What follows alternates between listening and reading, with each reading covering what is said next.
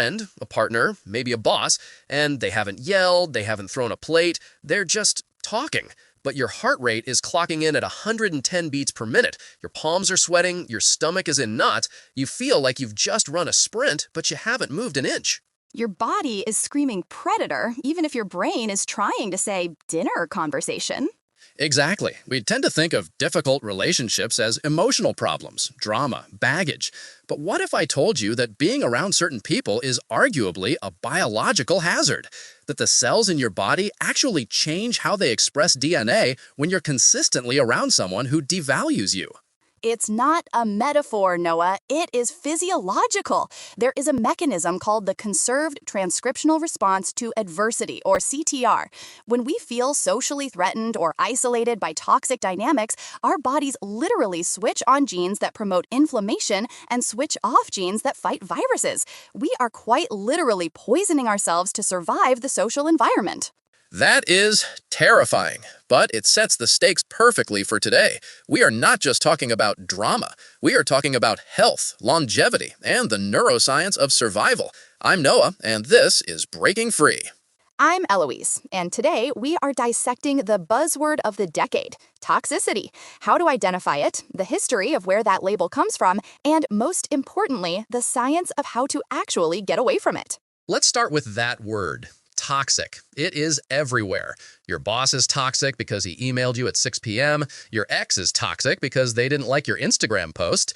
It feels like the word has lost all meaning. Is this actually a clinical term, or are we just slapping a hazard symbol on anyone who annoys us?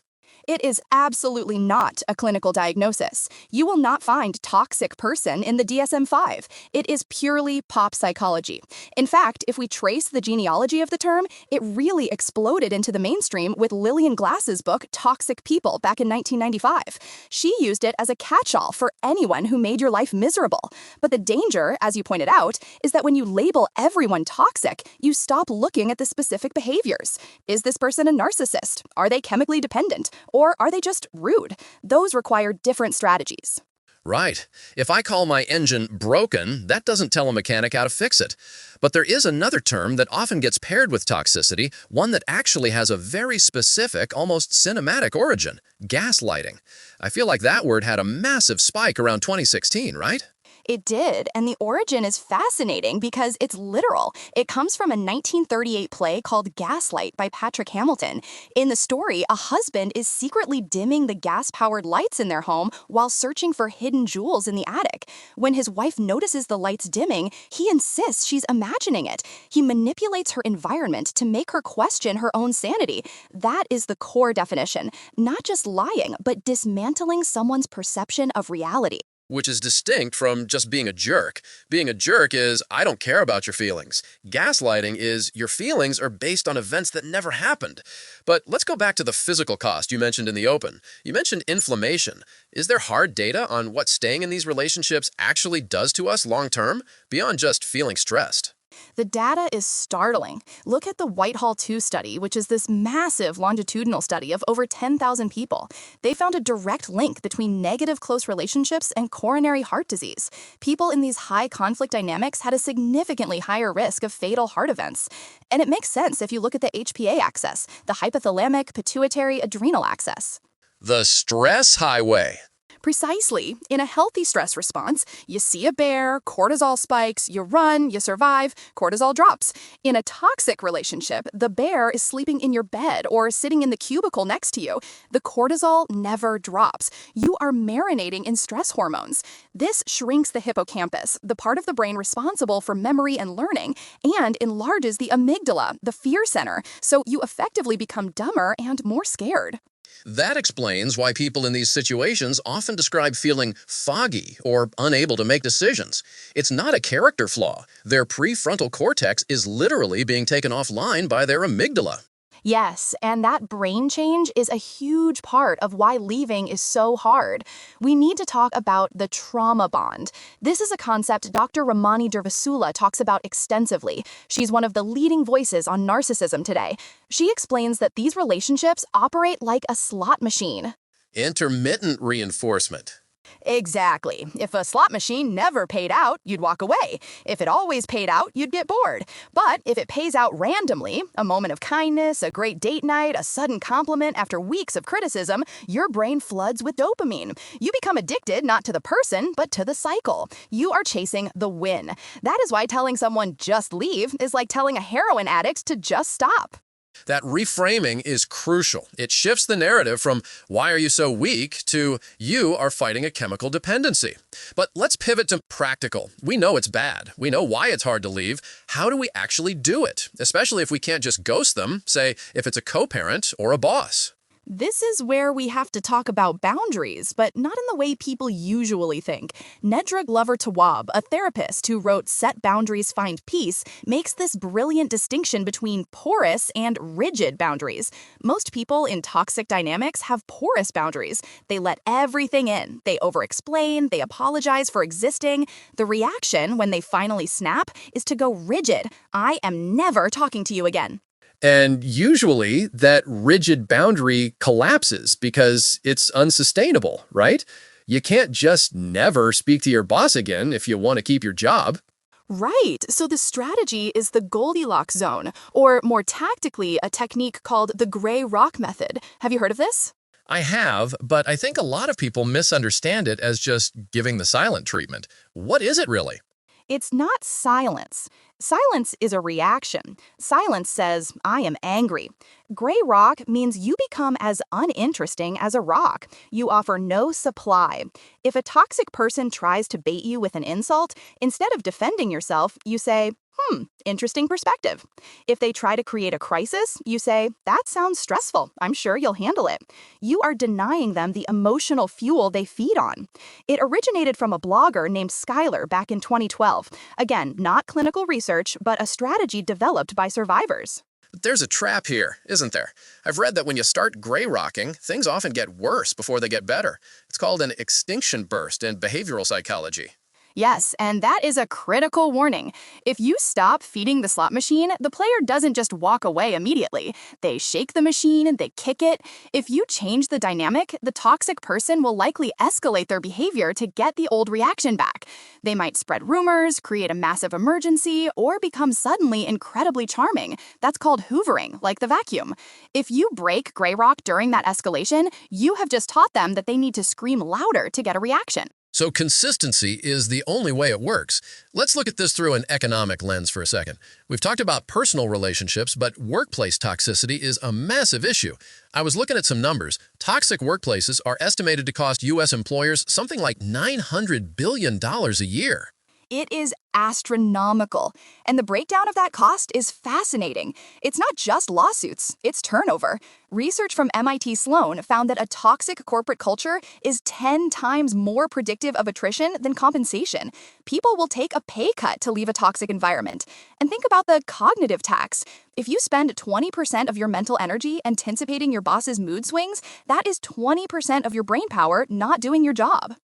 It's an inefficiency tax. So if we're in the situation, whether it's a boss or a partner, and we are trying to leave or set boundaries, we have to deal with the guilt, the "am I the bad guy" feeling. Because toxic people are often master manipulators. They flip the script. How do you hold on to reality? Documentation. This sounds clinical, but it saves lives. Keep a journal. Not a dear diary of your feelings, but a factual log of events. Tuesday, 2 p.m., he said X. Wednesday, 9 a.m., he denied saying X. When the gaslighting starts, when they say, I never said that, you're crazy, you have a data set. You don't even have to show it to them. In fact, you shouldn't. It's for you. It's to anchor your own reality against the distortion field. I like that. It's treating your life like a scientific study. But I want to play devil's advocate for a moment. Is there a danger that we are becoming too quick to cut people off? We see these TikTok trends of going no contact, and it's framed as this ultimate act of self-care. But relationships are messy. People are flawed. Are we losing the ability to forgive or work through conflict because we just label it toxic and bail? That is the central tension of our time, Noah. We are losing the distinction between uncomfortable and unsafe.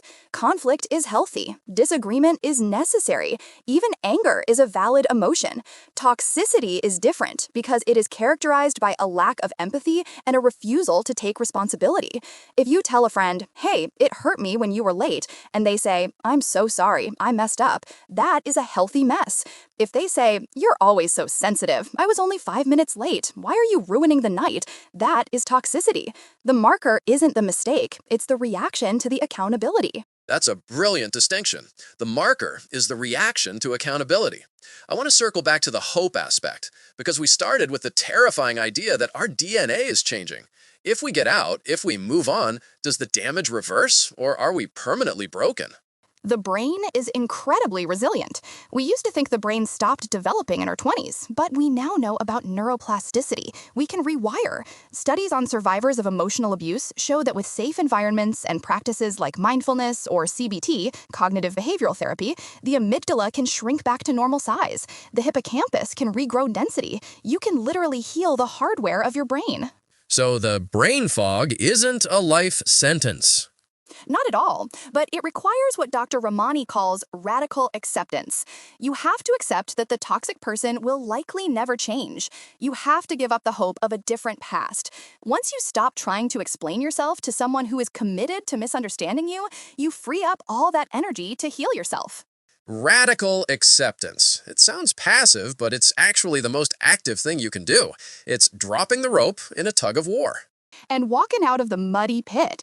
And the interesting thing is, when you do that, when you heal, you often find that you become boring to toxic people in the future. You don't have that hook anymore. You recognize the red flags not as excitement or passion, but as danger. Your picker gets fixed. I want to ask about the aftermath. Let's say someone listening has just left. They've done the hard part. But now they're sitting in a quiet apartment, maybe feeling lonely, maybe missing the chaos. What is the immediate survival guide for those first few months? You have to expect the withdrawal. Remember the dopamine addiction we talked about? You will physically crave the intensity. Peace will feel boring. It might even feel like depression. You have to retrain your nervous system to tolerate safety. It sounds strange, but if you've been running from a bear for 5 years, sitting on a park bench feels wrong. You're waiting for the bear. You have to consciously engage in glimmers, small moments of safety, a warm cup of coffee, a walk where no one yells at you. You are teaching your body, we are safe now. You can stand down. Retraining the nervous system to tolerate safety. That is profound. It challenges the idea that happily ever after is immediate relief. Sometimes it's just quiet. And quiet is where the healing happens. It's where the inflammation goes down. It's where the CTRA gene expression flips back to health mode. It is not immediate, but it is inevitable if you stay the course. Before we wrap up, I want to touch on one last controversial point, the idea of generational toxicity. We often learn these patterns from our parents. If you grew up in a house where gaslighting was the primary language, how do you ensure you don't become the toxic person yourself? That is the work. That is the cycle breaking. It starts with self-awareness. If you find yourself needing to control situations, or if you feel a flash of rage when someone sets a boundary with you, pause. Ask yourself, is this me or is this a script I learned? Therapy is crucial here, but also just the willingness to ask, am I the problem, usually indicates you aren't the narcissist. Narcissists rarely ask that question. That's a relief for many listeners, I'm sure. The worry that you are the monster is often proof that you're not. Precisely. Toxic people protect their ego at all costs. Healthy people, or people trying to be healthy, protect the relationship and their integrity. The fact that you are worried about your impact on others is a sign of empathy, which is the antidote to toxicity. So, to recap for everyone listening, toxicity isn't just a mood killer, it's a biological stressor that alters your brain and heart. The term is pop psych, but the impact is clinical. The way out involves understanding the addiction of the trauma bond, using tools like the gray rock method to break the cycle, and accepting that peace might feel boring at first. And remembering that your body is on your side. That anxiety, that pit in your stomach, that isn't weakness. That is your body's intelligence trying to save you. Listen to it. Eloise, this has been an incredible deep dive. Thank you for stripping away the buzzwords and giving us the mechanics of this. Thank you for having me. It's a life-saving conversation. For everyone listening, if you're sitting across from that person at dinner tonight and your heart is racing, maybe it's time to trust your heart. Not in the romantic way, but in the survival way. We'll see you next time.